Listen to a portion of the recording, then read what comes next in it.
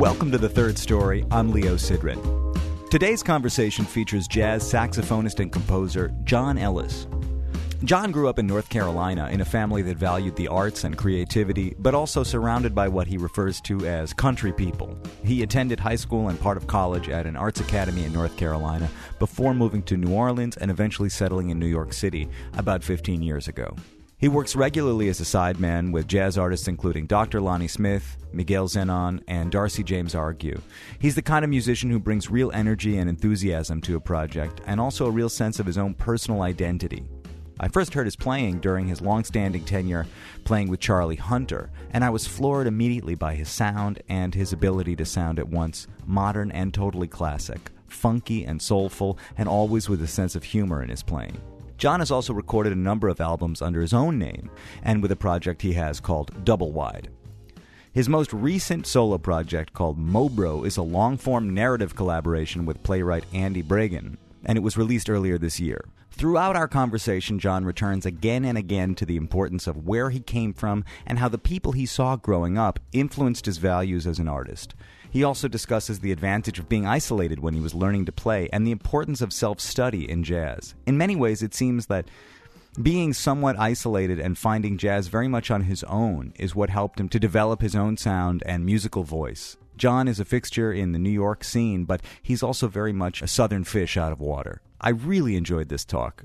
John was so generous and comfortable talking with me about where he came from and how he thinks about music, as well as his feelings on jazz education, race in the South, creativity, and the value of placing limits on yourself in order to be creative. It's conversations like this one that made me want to start a podcast, and I hope you enjoy listening to it as much as I enjoyed doing it. Before we get started, I want to play an excerpt from one of John's double-wide records. This one goes back a few years, but it's so swinging I gotta play it. I just have to play it. From his 2008 Dance Like There's No Tomorrow album, here's a little taste of All Up in the Aisles.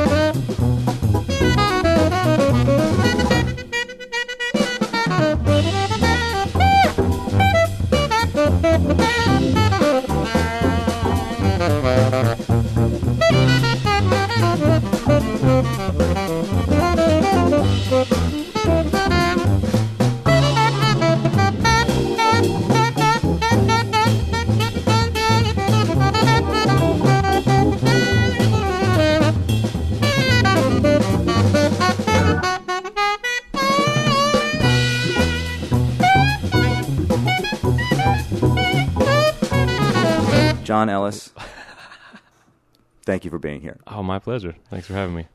Man, what have you been doing? Oh, goodness. Working. Playing with a lot of people. Sideman, wearing my sideman hat, mostly. We were trying to set this up, and you have been on the road nonstop. Yeah. Since the last time I saw you, which I think is probably almost 6 months ago. Maybe. Where you been? Well, let's see if I can remember. It's all kind of a blur. Just recently I was in Detroit. They have a great jazz festival in Detroit. And I went out there to play with Dr. Lonnie Smith. We played one tune, and then we got rained out. We were like the last act at one of the amphitheater of the whole festival, and we played one tune and got rained out. It was serious, though. It was lightning, and it was real. I've been doing a lot of that kind of stuff, though, like out for a day and back.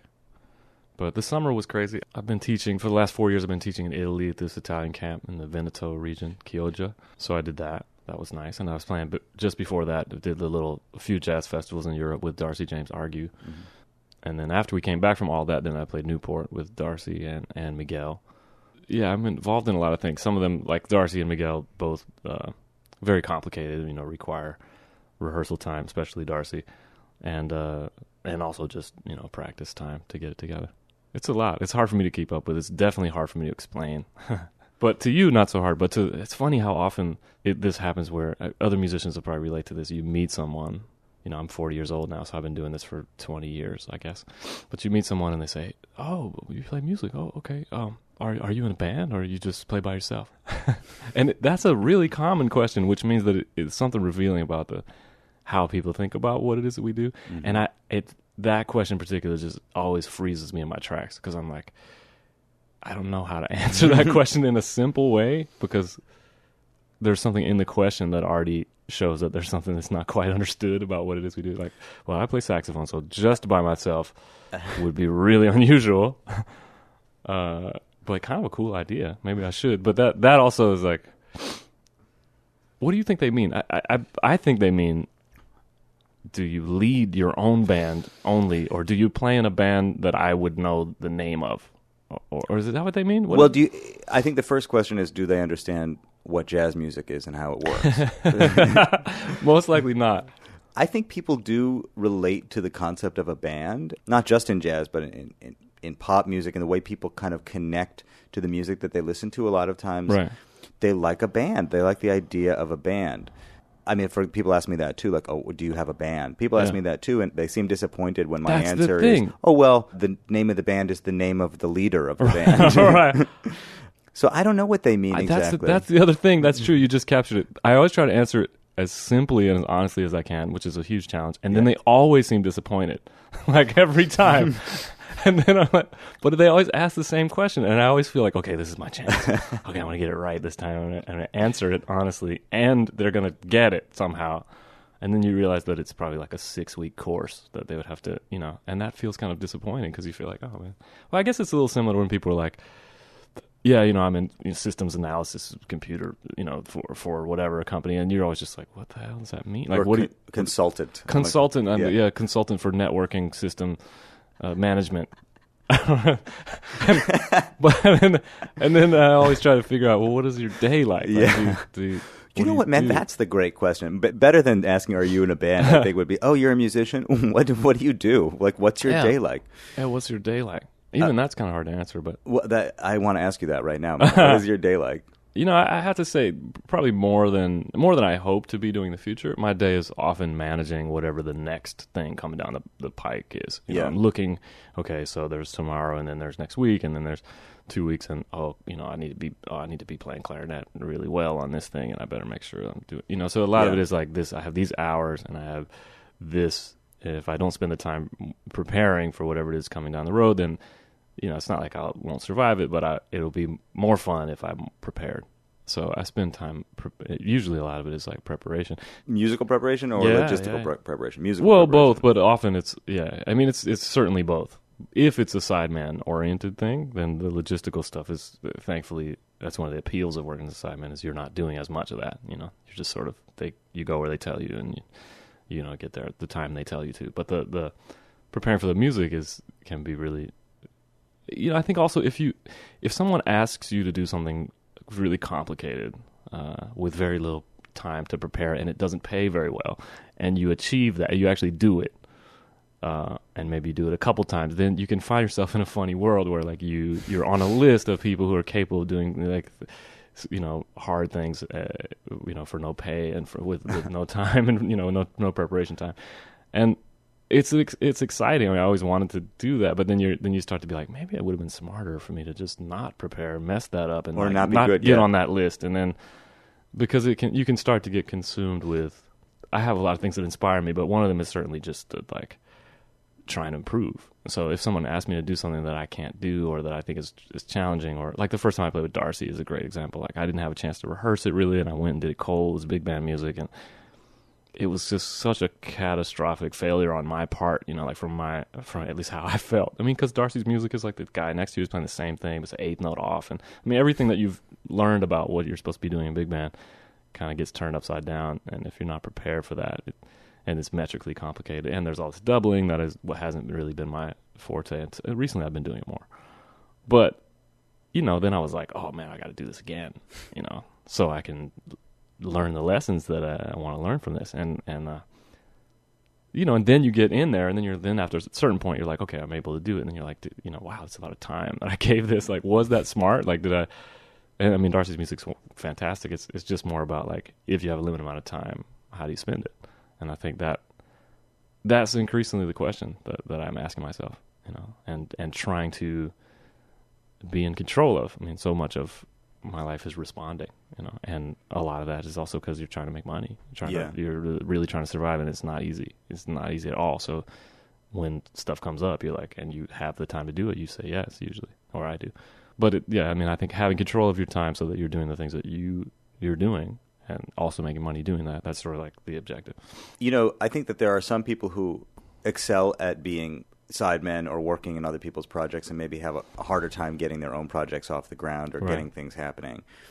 You have a lot of your own projects that you do as well. Does the experience of having been a sideman so much inform the way you approach putting your projects together and what you ask of the people when in your bands when you assemble them? Yeah, well, you have a perspective on what it feels like to be a sideman that I think is really critical and important. I also think it goes the other way, which is that being a sideman when you've led a lot actually really helps you be a better sideman, because sometimes when you work with sidemen who haven't led, there's a certain selfishness in the way that they approach things, or you can tell that they're really not seeing all that it takes, you know, to lead a band is, especially now, you know, it's hard. There's not so much work. It's hard to make money. The reward is you get a chance to get your music out into the world, and that's a really significant reward. But, you know, with rare exceptions, there's not a whole lot of other rewards. I mean, you know, pretty much without fail, I almost always lose money or make less money when it's my thing. And, you know, a lot of people, you know, great musicians, I think, don't pursue that. If they have the opportunity to be a sideman, don't pursue leadership just because of that. They try a little bit and they're like, oh wow, this is rough. It's like, but you know, I don't know. I really love doing both, and I think that part is why time management has become such a difficult thing for me. I enjoy playing with other people. I actually think that it helps me write. It helps me think about what I want to do. You know, I have a big perspective on what lots of different people are doing, like their approaches, the type of stuff that they make, the type of music they make. You know, I mean, like this band Double Wide that I've been doing now, we just made another record, New Orleans. It's kind of therapy for me in some ways because a lot of it is humorous. It's like meant to be humorous. How so? It's unusual instrumentation. There's a sousaphone in the band. There's organ. There's like wacky orchestration decisions, and sometimes I do things that are sort of like cartoony almost, or it's music that makes me laugh to play it. You know, it's just there's some ridiculousness about it sometimes. Usually, the music that I'm doing is striving to be serious, you know, or heartfelt or emotional, and I think that to straddle a line where you take it very seriously, but that it's not just fun, but funny actually. Like it's you take it seriously, but it's actually humorous, you know, by design. Certainly not all of it is that way, but certainly some of it is. That's unusual. I mean, I feel like that when I play with that band and I hear it, you know, it's mine, so I have no objective viewpoint. But it always feels like, wow, this is something that sounds different. And I think part of what makes it sound different is just the kind of humor that's built into the concept. What do you think draws you to bringing that kind of sense of humor into your own projects? That's a good question. I don't know. I mean, Probably just my upbringing. I grew up in North Carolina, country. I was around a lot of country people. There was a lot of just matter of fact kind of stuff going on, silliness. And what do you mean, country people? What's the best way to describe that?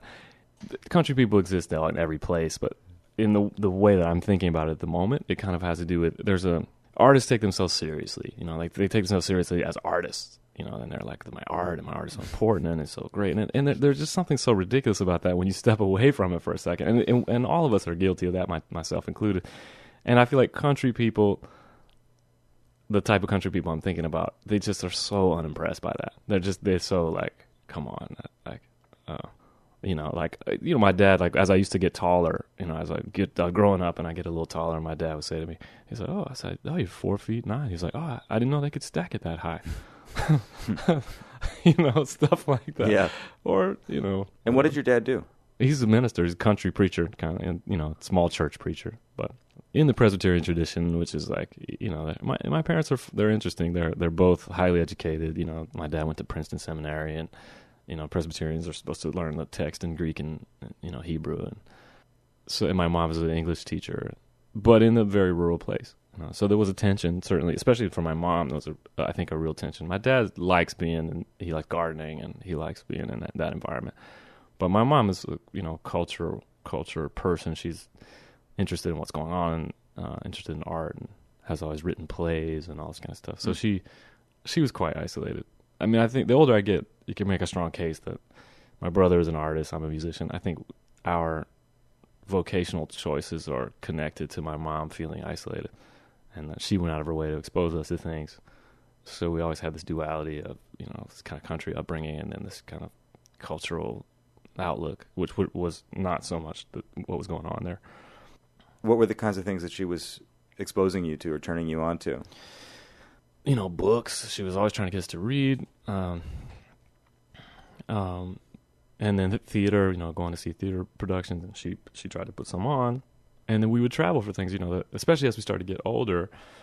My brother, in particular, much more than me, he was prodigious as an artist, like as a kid, in that kind of way that kids are, where you're just like, wow, this is hard to explain. This is when a kid has like a sort of outsized talent in something. So he was certainly like that. He's older, yeah. And so, she just did a lot of research, and there was a performing arts high school that she almost twisted his arm to get him to go to as a summer program when he would, like, after his sophomore year of high school, and then he ended up liking it, and then he went, and I followed him. So I think, she pushed us. There was a time when I had music lessons. There was a visiting artist that came to the town that was like 30 minutes away, who was, had more experience and was from a bigger place. And my mom, managed to get me lessons, and, she was really concerned, I think, that we'd both end up working at the gas station or something. And, you have kids, you wanted to know about what's going on and be, get an education and stuff. And she, I think she was just concerned that, because there's so many strengths and great things about growing up in a place like that, but there is certainly, like, in school, we went to the public school, there's a race to the bottom, amongst the peers, and it's not cool to stand out, it's not cool to be smart, especially if you're a guy. We definitely had some of that stuff to contend with, and she was worried about that.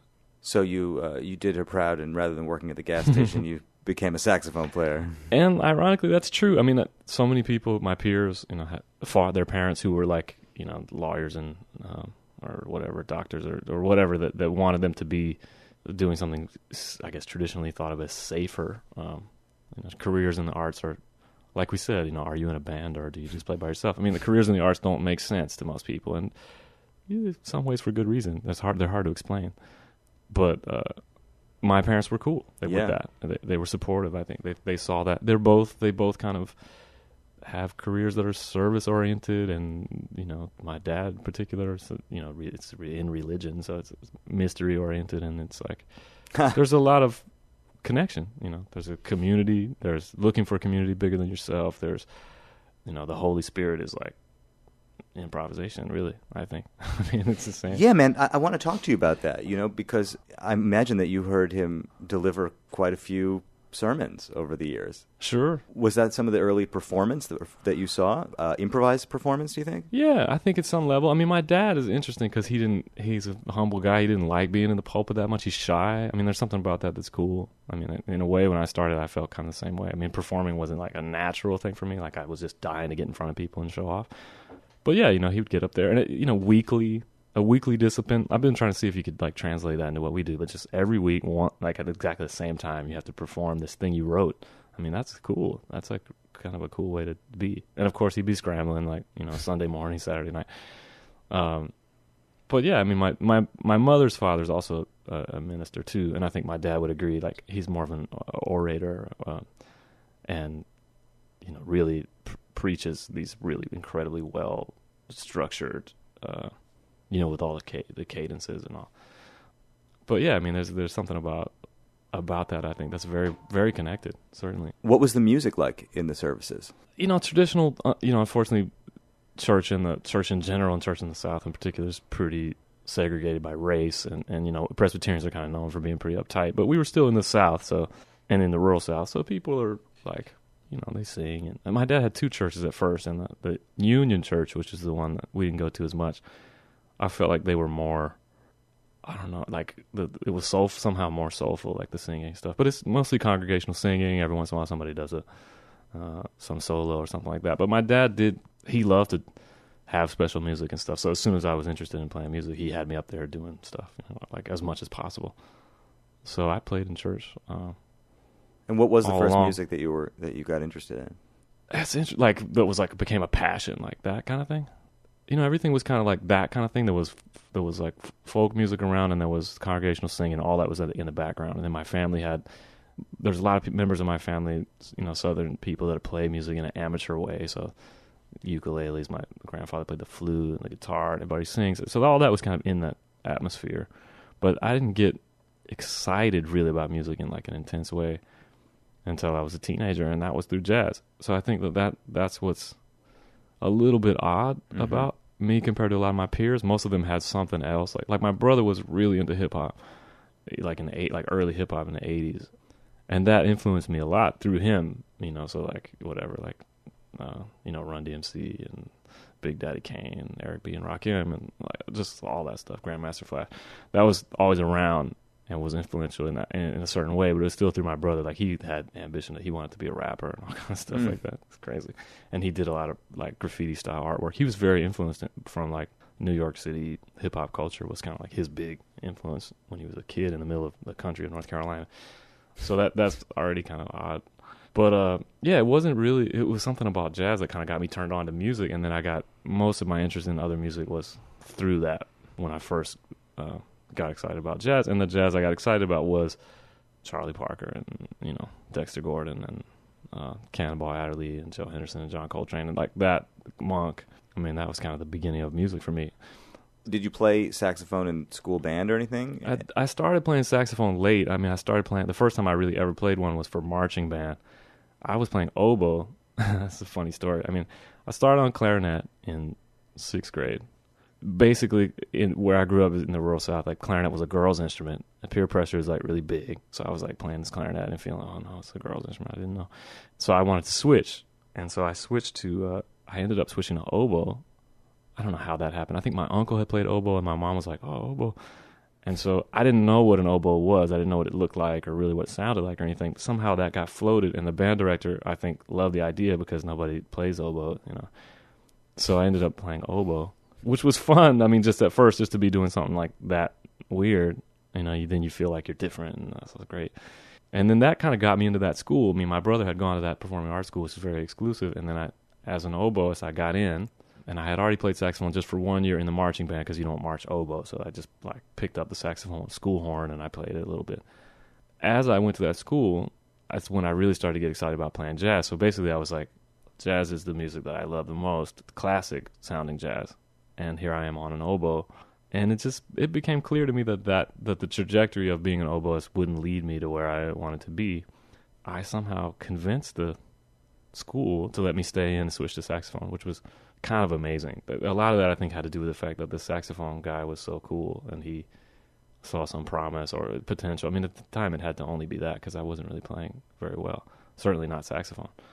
He kind of took a risk, and I switched, and then that was like a really big pivotal moment for me. I was like, junior in high school, and this guy who's like, turns out was like one of the best teachers in the whole school. The saxophone guy was like the kind of world-class guy. Mm-hmm. I sort of got my beginning training with him in a way. And so, I mean, I wasn't much of a player. I mean, there were fingerings I didn't know and stuff. And he really, it was great. I mean, that was really lucky. Was he able to teach jazz as well? Well, he taught music. He knew how to play jazz at a certain level, but more than anything, he was a real artist kind of guy, like just how he thought about things. And he was a very high, like world-class kind of classical guy. He was, touring around playing with orchestras and getting pieces written for him. And he had a great perspective. I mean, I think he always hoped that he could turn me into like a Wynton, like a guy that could be like high-level classical who also played jazz. That was kind of but he didn't have, his whole thing was like the saxophone is played badly.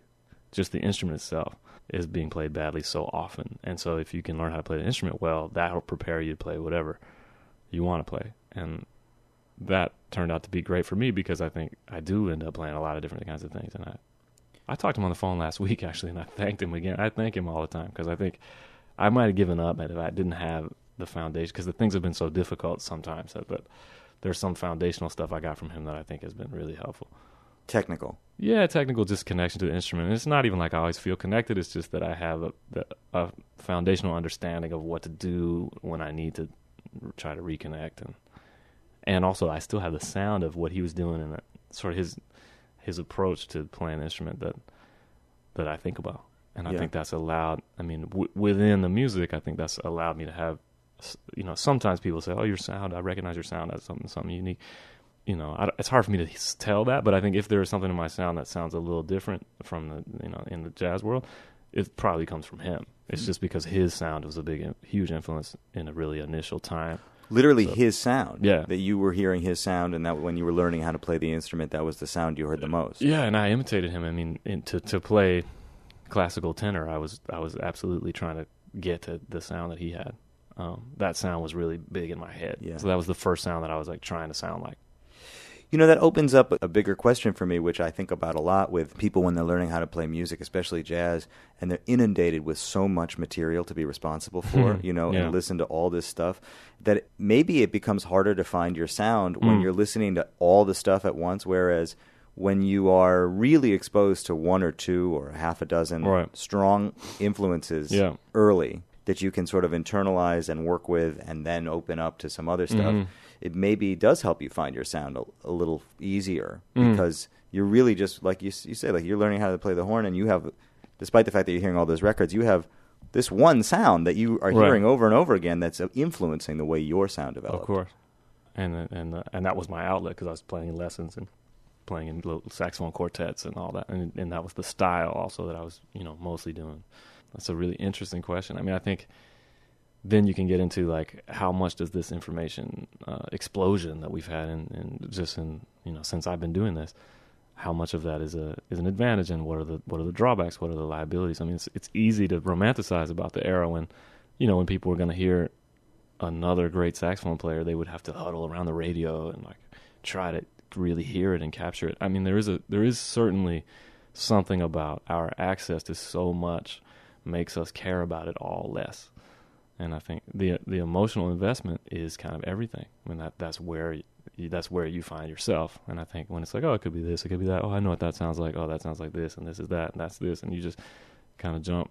It's harder to make that real emotional investment that says like, this is what I love and this is who I am. The other thing that people do often is that you just make the box smaller, right? And you say like, this is the box that I'm going to live in, and therefore I'll be confident because everything outside of the box is of no concern to me. Everything within the box is what I'm interested in. And when the box is small enough, then you feel very confident because you're like, oh, I can manage. This is a manageable thing. That's easy to understand. Yeah. But I haven't really lived my life like that. I mean, there's I don't know. I just maybe embrace the uncomfortableness of trying to make the box bigger.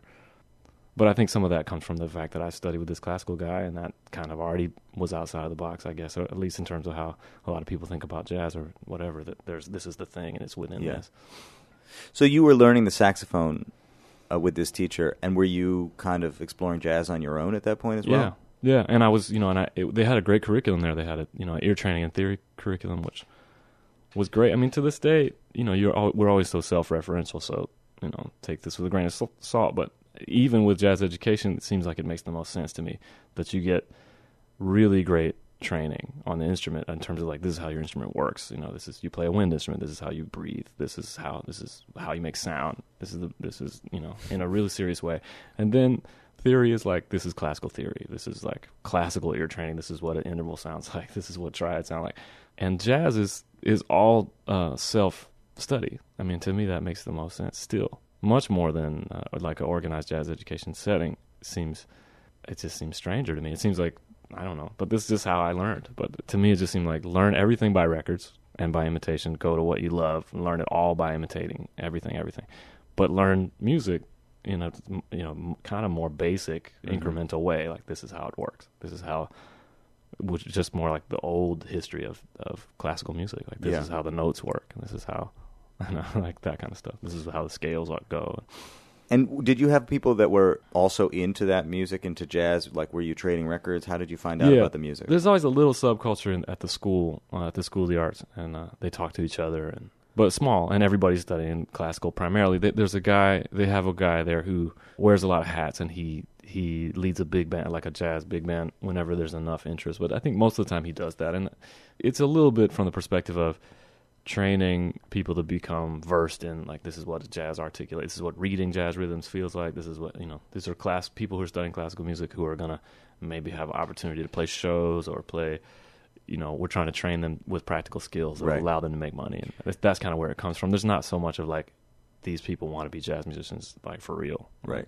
So in terms of your listening, though, and what you were finding, how did you find it? How did you find the records that influenced you at that time? Well, it really got started because my brother had gone to that school. His roommate was interested in being a jazz drummer, and that guy, his name is Jeff Clapp. He's still in New Orleans.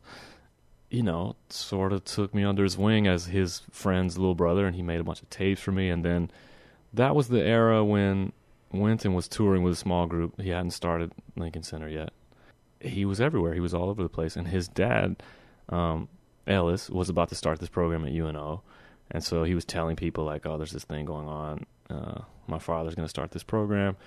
And, I went to see Wynton when I was 15. He had a septet. And Todd Williams, his saxophone player, his tenor player, was really nice. I went backstage. My mom took me backstage. He made a list of records. Check this out. These are, it was like by artist Lester Young. This is, Charlie Parker, Now's the Time, Coltrane.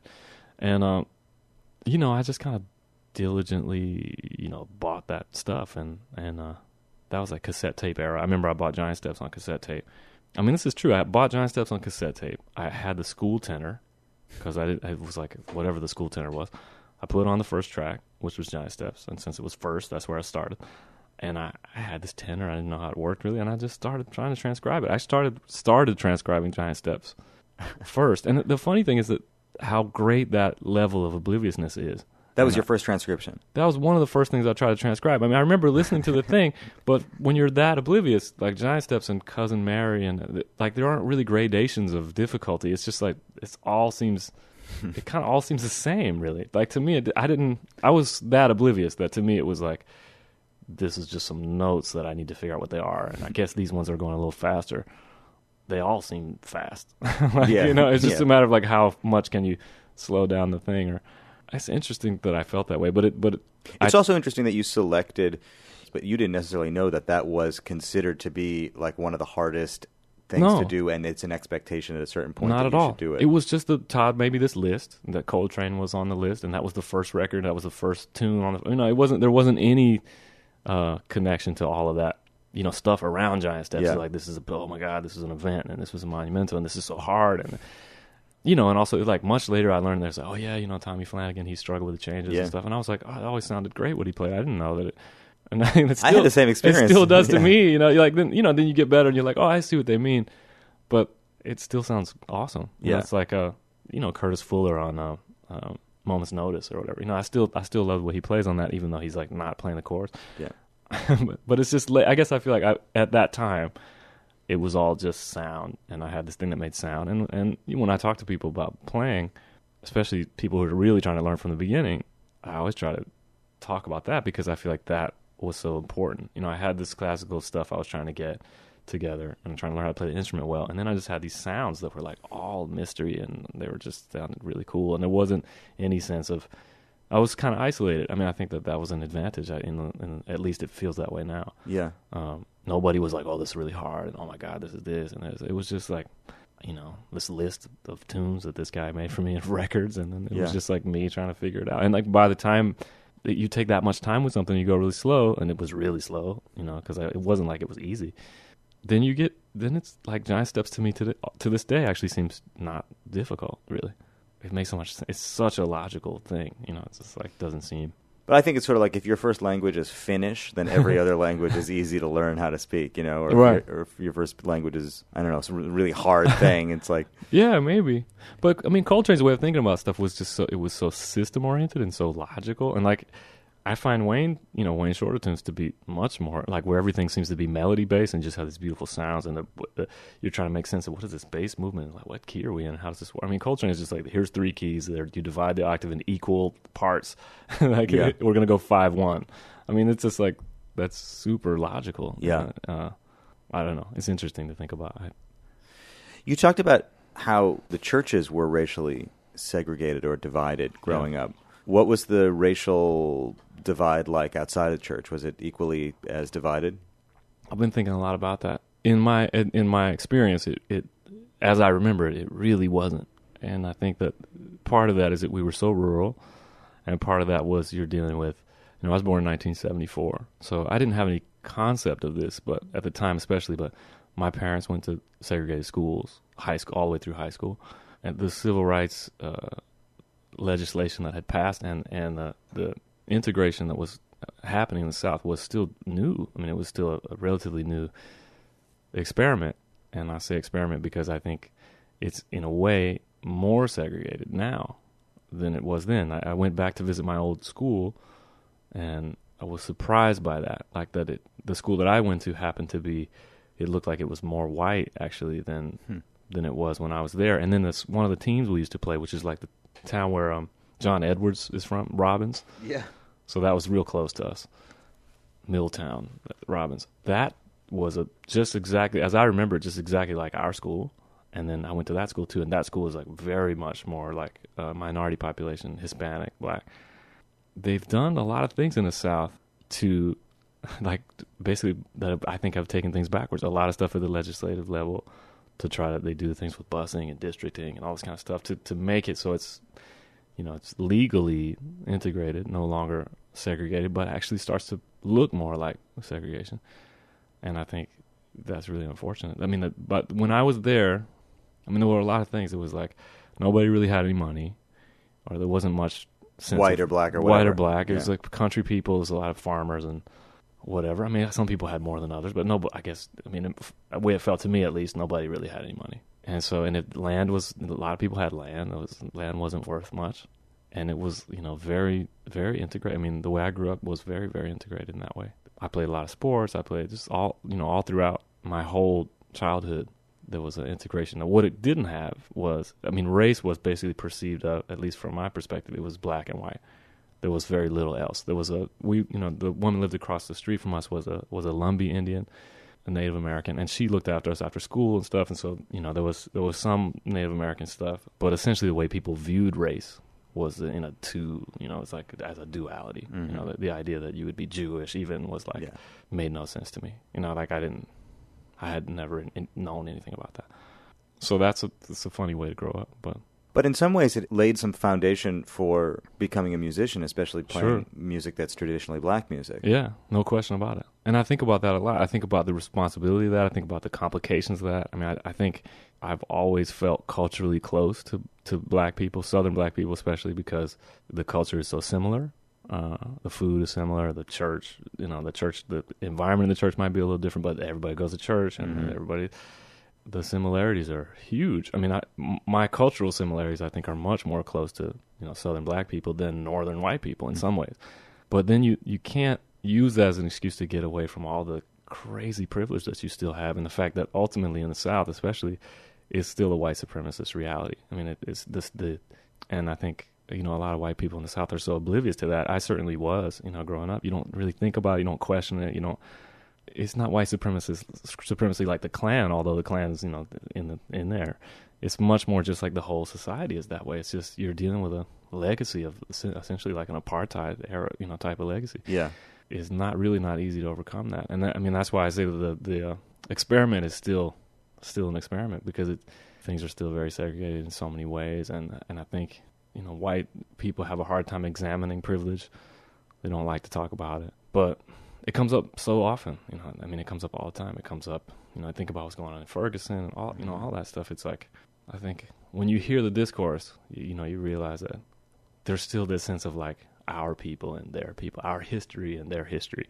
Black history is our history. It's white people's history. Mm-hmm. It's white Americans' history. It is. And I think black children are our children, and if that change happens, I think where white people really start to think that way, and I think they naturally do if they spend time, then I think we can start to get somewhere. But it's crazy. When you finished high school, where'd you go?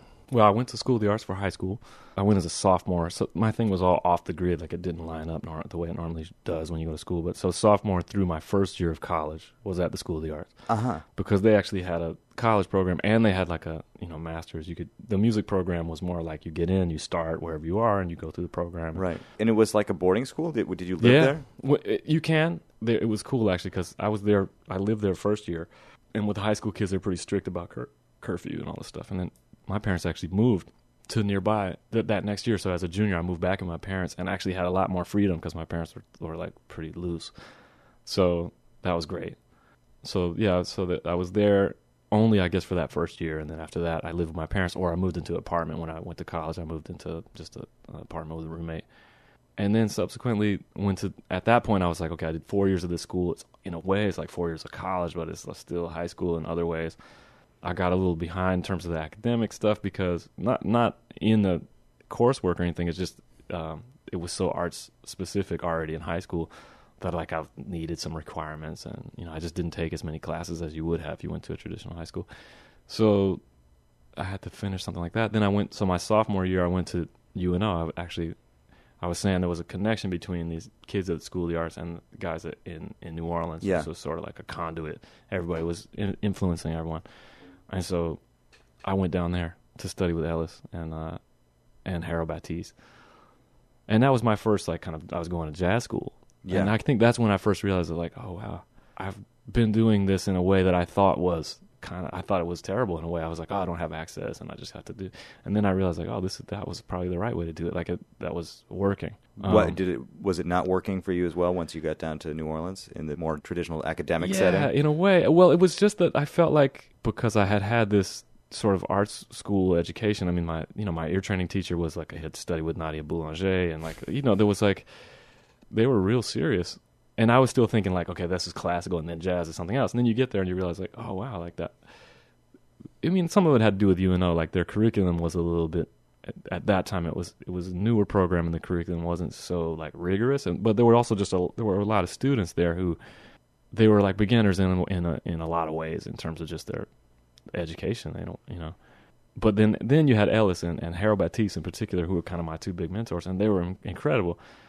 And they were much more like an apprenticeship model of teaching, even in an institutional setting, which is actually why I wanted to go. I mean, I looked at Berkeley and all those places, and they just seemed like not appealing. For me at that time, I was looking for something that felt more like an apprenticeship thing. And so, I mean, Ellis was great, and I ended up playing with him a bunch, and, watching him teach how he teaches improv and all that stuff. It was cool. And Harold, too, it's just a big collection of records. You just could go in his office and listen to records with him and talk about stuff. So they were huge mentors. But, after a year, I was starting to play a lot more. Ellis was hiring me to do stuff, and then outside of that. And so essentially I was starting to get, like, going to school, besides just, like, hanging with Ellis and Harold, like, the actual class stuff seemed kind of like I don't know, just not so worthwhile. I think a lot of people go through that at that age anyway, so some of it might have just been the age I was at where I was just kind of over it with school. But I ended up quitting. I got this opportunity to go to, a strange opportunity to go play in Singapore. This guy heard me play at a little place in the quarter, and he invited me to go play in Singapore. And I did it. So I left for 3 months, and that overlapped with when school was supposed to start. So I convinced my parents, like, oh, I'm just going to take a semester off and do this thing. And they were like, all right. And so, but then once I was off and I was playing, I came back and I had gigs, and I was kind of like, at that time, it just didn't need any money really to play in New Orleans, and it was a great time. There was a great scene of young people. We were playing all the time informally, and then we played for tips a lot in the street, and not in the street, but in the little coffee shops and whatever in the quarter. And so it ended up being 3 years before I went back. I guess I had 1 year of college at School of the Arts, 1 year at UNO, then 3 years off where I just basically played in New Orleans. And when I moved up here, it was like a shock, of just like, oh wow, like the level is so high, and and I broke my arm, and I had all these kind of crazy setbacks, and I was like, this might not be a bad idea to finish school, but that wasn't my intention initially. So I went to the new school to finish '97, and I did my last 2 years there.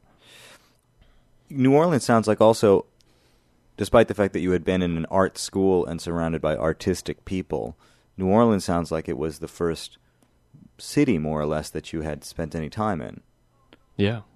But yeah, for sure. I mean, Winston-Salem is not really much of a city. I mean, they were all kind of little steps up, I guess. Yeah.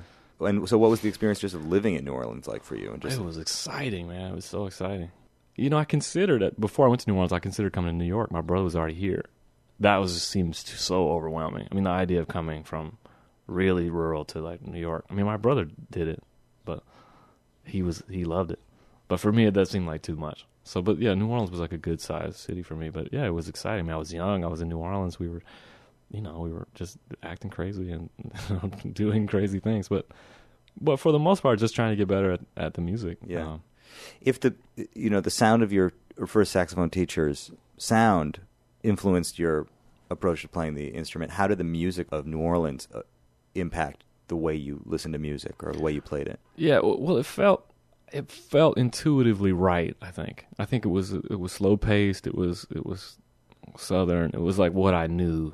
It was laid back. The way people would swing felt right to me. The priorities were mostly like having a big, strong sound and playing with time.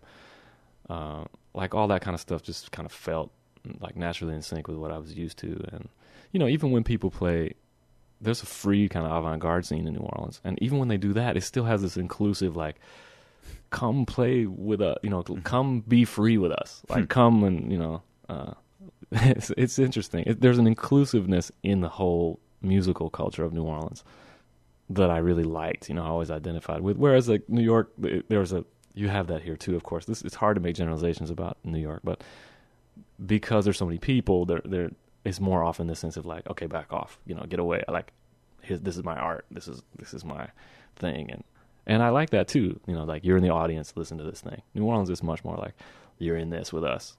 Dance and party and sing, and a lot of the music I did was like that. I mean, also I like the fluidity of style. In New Orleans is a very like working musician type of town. So you might go to Maison Bourbon and play a traditional jazz gig, where you're playing all the traditional jazz music and stuff. And then later on that night, you might be, at the Hi-Ho Lounge, like playing a free gig, like something crazy, and then maybe you go to Bourbon Street and play some R&B, or maybe, the whole thing of like a fluidity of stylistic category, and when people are playing like swinging jazz-oriented stuff, it's always rooted in something else. And then a lot of times when people, like Zigaboo or something like that, where they play funk, it still has that kind of like expansive rhythmic, like making up new beats all the time. Mm-hmm. It's not so like fixed, or like Idris, or New Orleans drummers are just like, to me, so amazing.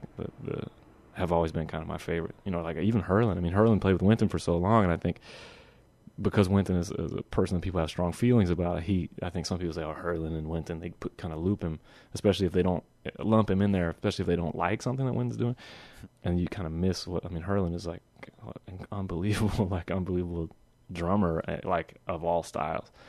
And I think that, and all the sort of Mardi Gras Indian stuff that goes on down there, and just the deeply African, unbroken connection to the African part of our American culture. you really feel that there in the music. So you, after having had these 3 years in New Orleans, break out onto the New York scene. Yeah. Break arm onto the New York scene. Yeah. What did that feel like? I mean, you mentioned that you felt like the level was high, but just in general, what were the early impressions of New York? Well, like kind of overwhelming, a lot of way fast paced and overwhelming and kind of, terrifying. And there was all that survival stuff, I ended up having, immediately didn't have any money, and I was trying to figure out what to do. And I had like a little temp job for a second and a coffee shop job for a second. And yeah, I mean, it wasn't quick. I was in the Monk competition in '96, and I was still in New Orleans at the time. And that was a pivotal moment because there were 13 semifinalists, I guess, that played saxophone, and I think they were all basically from the Northeast, except for me, or maybe someone else from the Midwest. But essentially, it was it felt like, well, this is all saxophone like badasses. Most of them I don't know, playing kind of in a way that's like really cool and that I'm interested in. But they're like, they're in New York. I basically was like, I don't know if I can learn how to play at this kind of stuff if I stay in New Orleans. And it was another thing. I was young. I was getting called to do a lot of things. I felt like I was too young to start feeling like a big fish in a way. And I think for saxophone, like New Orleans, there's not a lot of saxophone players. There wasn't a lot of modern jazz saxophone players. A pretty small number. And the ones that were there were really great. But, it was almost like too comfortable. And hearing the way that these other guys were playing, was it really a thing where you thought, man, this is like a different way of approaching the music. I want to find out what this is. Yeah, partly. I mean, some of it was intimidating. It's interesting. It wasn't even always like I like it. It was just like I want to know I want to understand it. Like I want to be comfortable in an environment that feels a little more like this. And that was just from a saxophone standpoint. But I think what's been so inspiring about being in New York, and I think part of the reason why I've been here ever since, is just that it's just so hard to ever get a grip on what it really is. And that's why when you talk about it, it always feels like you're not doing it justice. It's so complicated. I meet people, I've been here since '97. I just did this Brooklyn Jazz Underground thing, and there were, 5 bands played one night at Smalls, and there were countless number of musicians in these bands that I had never even heard who were like sounding amazingly great. And everybody's like, oh yeah, you don't know that guy, he does this and this and that. It's just, it's really hard to make a generalization because it's just so big, and there's so many people, and there's so many different scenes, and some of the scenes interact and some of them don't. And there's so many people that are so committed to making just their music, and then there's people that are committed to like playing really convincingly in a certain type of style, and then there's a whole scene around that, and there's all this intersection and overlapping of people that challenge your preconceptions about everything, about what authenticity is and what something being good is, and all of that. And I think in spite of all the difficulties about being a musician and making money and the economics and all that persists. I mean, it's amazing how much that persists. And people are constantly traveling from overseas, and there's all these people from Cuba and all these people from Puerto Rico, and then all the African scene. And I mean, it's just endless. I know exactly what you mean. You've been here since '97. You went down to Smalls and amazingly heard all these people you've never met before. And on the other hand, I read that you met Charlie Hunter in front of a grocery store. Yeah. That level happens as well, where sometimes no matter what scene you're on or where you're hanging, sometimes it happens literally on the street. It can just happen to you. Yeah, and I think that's different than like LA or somewhere like that, where you're always in the car and everything's spread out. You sort of have to be consciously trying to meet people. Here, you can meet people in a more just kind of accidental way because we're all so compressed. I mean, everything is just so mashed up on top of, there's a million musicians live right in my neighborhood and in your neighborhood here. Yep. I mean, it's just so easy to be just walking around and be like, oh, that's so-and-so. On the train or whatever. There's a certain thing where everyone's just pressed up on top of each other. Yeah. And that happens. I mean, that's cool for every field, and also just confronting humanity and what it is. I wonder about that, though. Yes, confronting humanity, absolutely. And I think, like, the subway is the great, unifying, democratizing thing, because you really have to be really, really rich and exclusive to not ride the subway and to make that choice. And sometimes it's just the easiest way to go anyway. Yeah. And once you get down there, man, it's like we're all equal. It's so great. And that's, I mean, back to the kind of race thing. I said that, where I grew up, it was you were black or you were white. You basically, that's how you fit in. That's how people thought about race. I mean, here, that was one of the coolest things about coming here for the first time, because that was so turned upside down for me, and I remember that so much. And I remember being on the train and just being like, just even like all the different languages being spoken, all the different, super unfamiliar kind of like Eastern European stuff going on, and like all this Russian and Polish, and I was in Williamsburg for a little while, just confronting all of the kind of somehow more or less successful sort of tribalism, I guess, that goes on here, where people find their little pockets of, this is what I'm comfortable with, these are the people that I'm, this is where I'm from, and I think another appeal is that there's so many people here. The older I've got, the more I realize that I don't have that anymore. I don't have a tribalist kind of like, these are my people and this is my language and my culture and all that. I mean, I'm certainly Southern, but I've been gone for so long. But there's a lot of us here that are uprooted in a similar way. So wherever they're from, right? So you might be from anywhere, but you became somehow dislocated from that rooted sense of like ethnic cultural identity. And you're here like with a lot of other people like that. And maybe you just don't quite totally fit, and you can't go home exactly. And, you're from somewhere, but you go home, you don't feel like, oh, I'm not totally with this anymore. Yeah. And there's something, I think, comforting, because that's an uncomfortable way to be. I mean, feeling rooted is a really great feeling, and I think when you lose that, it's a loss. But there's something comforting about being around other people who can understand it, and then there's a bunch of us that are like the uprooted children or something. Yeah. And it's a big scene of, you sort of recognize that in each other, something like that. I think a lot of us, wherever we're from, kind of we feel that way. Yeah. When you got here and you were still probably feeling more uprooted and not as anchored as you feel today, did you start to see like where you might fit into the scene? Were there people that you saw that, you thought, I could be like that kind of guy? That's a great question. Not really. I mean, in a way, I think it was more that how I thought I might fit in was challenged. In New Orleans, it was sort of like a scene of us that were interested in, we had a little vocabulary, we had tunes that we played, we had priorities and stuff, a little community. And you come here and you see the people who are kind of doing something similar, but sort of in a way how intensely they're doing it, like how much deeper they were into that. And I was like, oh, that's like a little too intense. I don't know if I could ever I could ever define the box that small or whatever. And it felt a little bit like that would happen. And I actually became more clearly aware of my, the things I needed to improve at. I was like, oh man, I've been lazy about that. I don't play other instruments very well. I'm like basically a tenor player playing jazz. I couldn't read very well. I didn't play clarinet, flute. It's just a lot of things where I was like, oh man, I'm lacking in a lot of ways, a skill set, I guess you would say. And I had done some writing, but not that much. And I was like checking out people's writing. I was like, wow, this is cool. So more it pushed me to like develop in these areas that I felt like I needed to develop, and also start trying to write more and start trying to think about what I cared about. Yeah. And that was happening not so much as a result of being in the new school, but just being on the scene? More or less, yeah. More being on the scene. But actually, that was the order. So it happened from being on the scene and realizing like, wow, I'm basically moving up here, feeling quite comfortable in New Orleans, immediately feeling quite uncomfortable and thinking about why and and hearing all these people that were playing so great.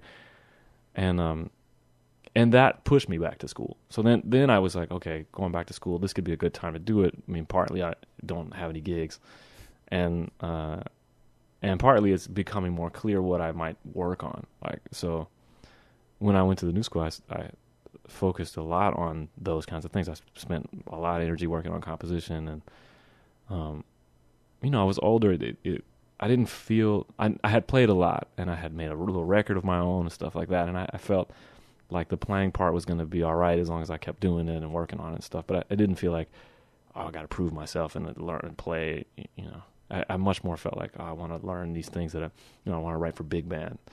The new school, like they hire professional level big band player chart at the end of the semester, and I've done that a lot since. I've been in those bands, and it feels great to do it because I remember that feeling of you write all semester and that like, oh man, they're gonna have, Steve Wilson is gonna be playing lead alto in my little first big band chart I ever wrote, and there's something so cool about that, the access. So then there you were with your diploma finally. At, how old were you? 25 or something? 20? Yeah, 20. That's a good question. I was, I'm 26 or something like that. You got the diploma, and now congratulations, you're a professional. Yeah. And then what? Well, I was lucky. Like, things happened in a certain way. I mean, basically the first thing that happened was I got asked to teach at Loyola, so I went back to New Orleans. And, I mean, it was terrible pay. I mean, it was crazy. I know exactly why I got asked now, which was just that they couldn't find anyone to do it for the money. They asked me in the summer. I think it was like July. And the semester started in September or whatever. And the guy that was teaching there, Tony DeGrati, he had a sabbatical, and did you know Tony from when you had been down there? A little bit. I knew him, but not well. I mean, I had mostly been at the in the UNO scene, and he was at Loyola, and I knew he was playing a little bit. I had heard him and stuff, but I didn't know him that well. But I think because I had that connection to New Orleans, and I had been playing and going back and stuff, whatever.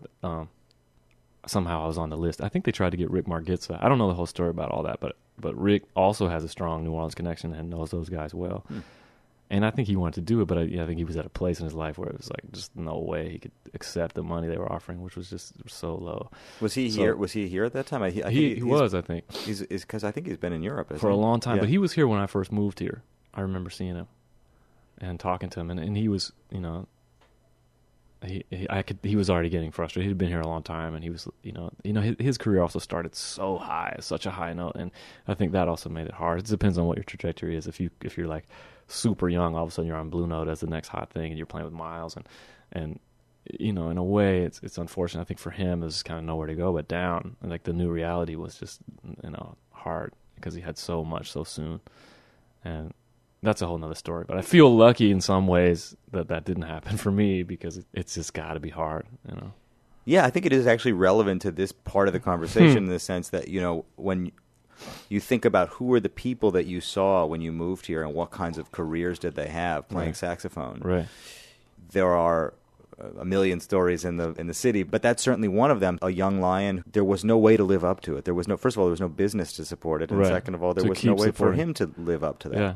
I know. And I mean, he's so great. I took a lesson with him actually when I was at the New School, and I still think about a lot of those things. I have a lot of that stuff I think about. Yeah, man. I mean, he had great early opportunities. In a lot of ways, he's quite an introverted person, and just a real serious musician. And just to try to like stay and ride that, there's just that whole business of sort of like the young lion and all that's kind of gone anyway. I mean, there's no that was the last gasp of a sort of an opportunity that you could really like be a star and make money and like have a major record label deal. And I mean it's hard to even think about that from where we've come, Yeah. It's funny you say you're somewhat grateful that didn't happen to you. It reminds me of this quote that Mose Allison said that my dad likes to quote all the time, which is somebody interviewed him once and said, you've been so hip for so long and you've influenced so many other songwriters and singers. How is it possible that you have not achieved the fame and success that others have? And he said, just lucky, I guess. Yeah. That kind of success gets in your head at some level. There's no way it doesn't. I mean, either it creates expectations of success to continue like that and you feel disappointed, or people are actually suggesting you do this and do that, and you're trying to do these things that maybe lead you away from, well, what do I want to do? Like what we all have to make those kind of compromises one way or the other. I mean, certainly not having money is a problem, and it would in some ways be nicer to figure out a way to have some way to make consistent money. Yeah. But well, this is moving forward a little bit, but it does remind me to ask you about this experience that you just had in California earlier this year where you were given a grant essentially to write. Mm-hmm. You say not having money is a problem, but when you do have money, then you have this enormous responsibility, I think, to write. And I read that you were going to try to write a tune a day while you were in California. That's right, yeah. What was that experience of like not having to worry about bread and just like, okay, I'm on like a salary to write? Oh, it was amazing. It was therapy. I mean, it basically was like all of this pent up, not being able to spend time working on my own stuff because I'm just pursuing survival. And I'm lucky. I mean, I'm pursuing survival with things that are cool for the most part, things I like doing. And I feel grateful for that, but it's hard. I mean, it's still so hard when you're just constantly burning it. So I had time and space, and I could, I was on my own schedule. Just basically my whole life, as it goes here, just ended. I was away from my girlfriend, all these things, and it was really, really great. unfortunately, I feel like the way I've always worked is a little bit more in extremes than I would like it to be, because it went from I hadn't really been writing at all, like for a few years, to like only writing, So it's a big jump when you're like, oh wow, every day.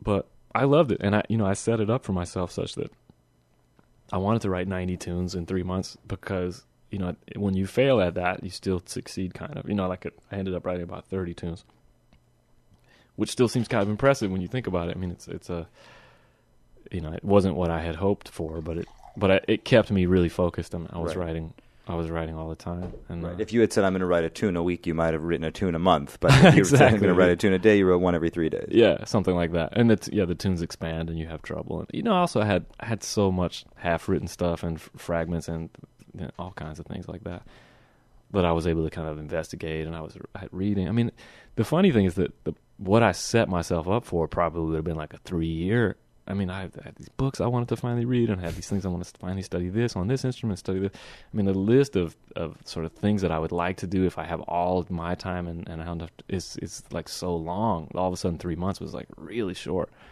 which was interesting, because it felt the first like 3 months, wow, it's kind of a long time to do something like that.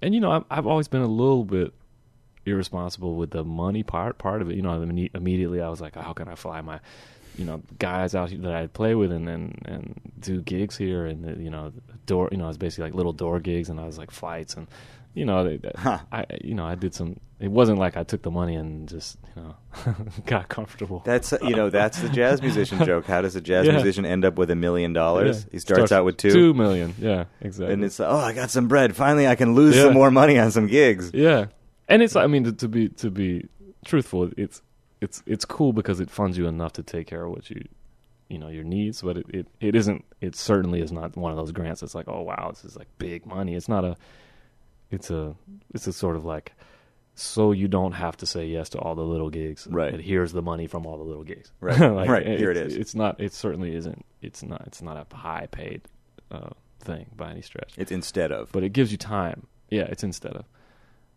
And that's the more important thing. It gives you time. And I think that's part of why it feels like responsibility. It's like, okay, here's this time, and I don't generally have this time, and I probably won't have. And so let me try to get as much done as I can. And the funny thing is, that's what, you would think, like, I've been working so hard, I'm just going to lay on my back for 3 months and rest. But that's not even that. What's most fun is to do it. Like, I mean, writing every day was just like so fun. Like, I loved it. And the idea that you can have these tangents or have these thoughts about something you're trying to work on, and you realize when you have that much time how much time things take. I mean, you have something that starts and you're actually really working on it, but it's really slow. But that you can keep coming back to it day after day, and over weeks you could keep coming back to something, and you really see how helpful that is. And also how it makes, in a way, it made me feel sad because it's so hard. I can't really get that going in the context of my regular life.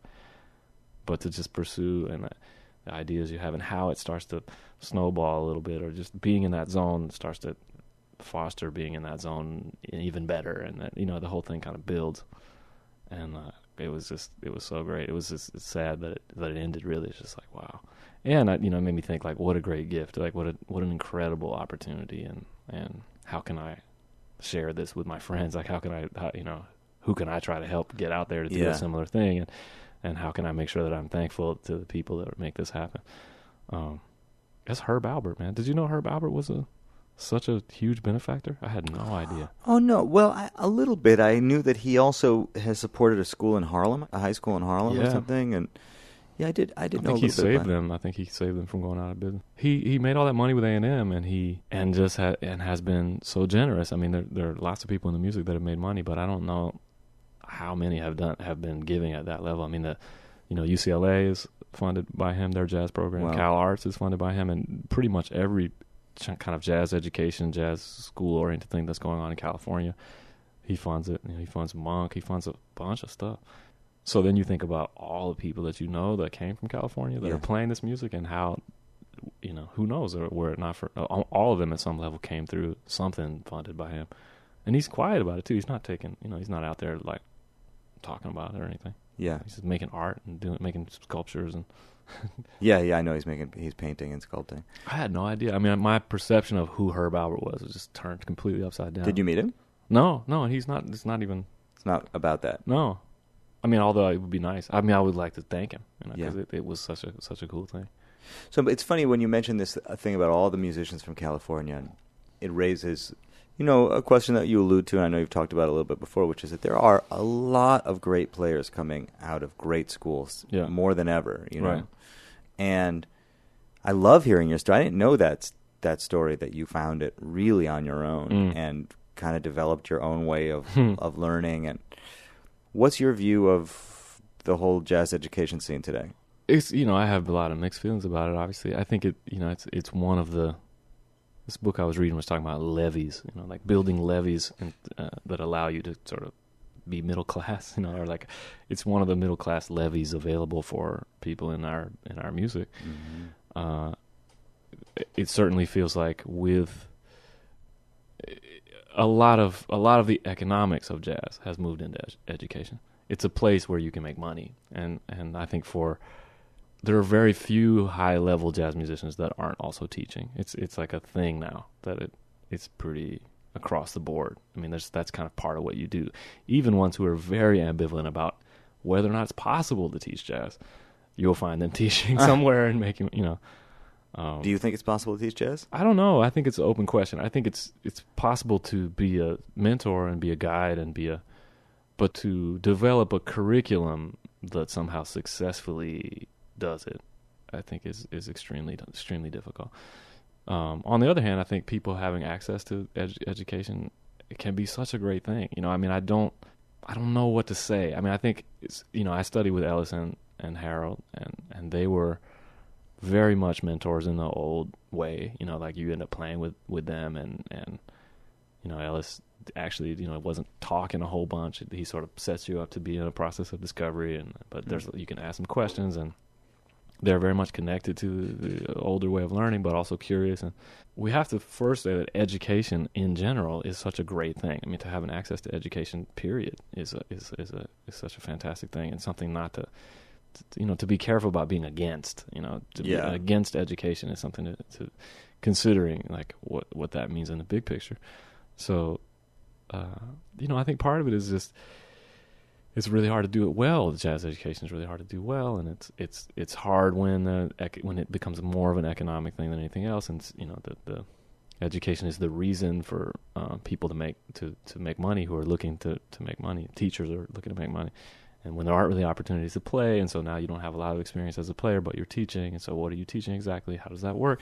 And then the students who come out and maybe they have a lot of debt, like what is our obligation to these students who have tons of debt and they don't have any reasonable expectation of ever making any money, at least not through performing. I don't know, it's so complicated. I mean, that's a great question, is what is our obligation or our responsibility to the students that come out of these institutions? Because you can tell them that. I mean, I was a student like this. You can be in an educational environment. You can say, don't do it, take the money, don't go to school, make a record, hire the best people you can think of, make an album, it'll be a better use of your money. And they'll be like, wow, I really trust this teacher, it's a great class. And they'll go back. I mean, it's like, in a way that the teachers that are, like Ellis was like that with me in the first day of like lesson, schedule advising or whatever. He was like, why are you in school? Because you were already playing. I was playing, but I think it was also just a really great question. Yeah. I mean, he was just like, why are you in school? I mean, in other words, like, here's the guy in the school. You would think his job would be to try to keep me here. On the first day, he's like, you sure you want to, you should be thinking about why you're here. Mm-hmm. Because if you don't have a good idea why you're here, probably shouldn't be here. Yeah. Like, that's kind of an awesome thing. And I think when the money part gets involved, you get at cross purposes, right? Like, if you need the students there so you can make that money, maybe you're less likely to honestly ask them why they're there and, like, actually try to help them make a decision that makes more sense. Yeah. But I think kids are always sensitive to that. Like, they always feel like who seems to be kind of about something that feels like the truth.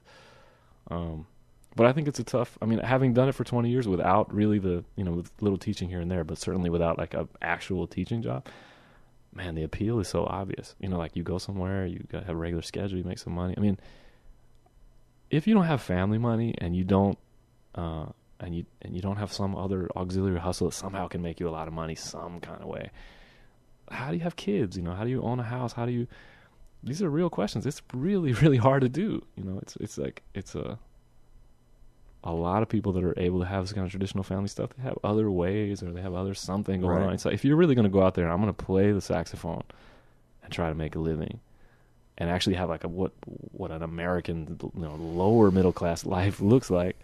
I mean, you can live with middle class tastes, and you can eat in nice restaurants and stuff. But if you really want to go, okay, I'm going to own a house and have a kid, that's not really practical. There's a lot of people that are learning to play jazz, and they're able to do it because they come from real resources. No and question. so then you have this real more than ever, I think, class divide, money thing that is affecting the kinds of people that come to the music. Yes. Also. Yes. You said more than the racial thing, like when you were growing up, what you remember is nobody had any money. No, but you didn't feel it. You didn't feel. I mean, at least my parents were cool enough to not make us feel that way. And I guess by the in terms of that area, they both had jobs. Yeah, you don't feel it because you feel like, well, you got what you need. You run around outside, and my dad's a big gardener. We ate stuff, and we had chickens and had eggs, and like you don't need that much. And that was lucky and weird, and it almost feels like I grew up in like a different era or something. It's odd to like connect that to what my life is like now. But yeah, I think that there's an interesting thing with that where those who come, I mean, nowadays, like to have access to instruments, have access to lessons, and have access, that's already puts you in a certain kind of elite place. Your parents are going to be buying stuff for you, and a lot of people don't. They feel like they can't connect to the music because right from the beginning they don't have those same kind of opportunities. Mm-hmm. And if it's not really in the school system so much, if public education, doesn't prioritize music, and there aren't really instruments in the band or whatever, I mean, I don't know. There's big changes, I think, and also just to pursue something, it becomes a little bit more like modern art or something. Just to pursue something so impractical almost implies a certain affluence or a certain, and I think that certainly is different and intersects with race and all kinds of stuff. I mean, there's a lot to be considered. Exactly. There's a lot to be considered in terms of that.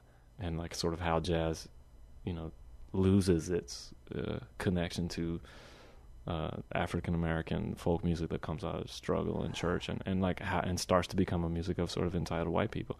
I mean, I think that, and it makes sense why a lot of sort of social media conversations start to sort of feel a frustration with that. And it's tricky. I mean, that's true. I mean, I try to approach all that stuff as humbly as possible because it's really complicated, But you can't help but feel it, I mean, I feel connected to, because of my upbringing in the South and because of how I learned and my jazz education was. I mean, I feel very much connected to sort of that African-American way of learning and in that culture and that. And, well, you got a lot of it passed down directly. Yeah, I mean, that's kind of how I learned it, and I always felt like the natural. It doesn't mean that if I play with people who are awesome musicians who didn't come through that, I don't still...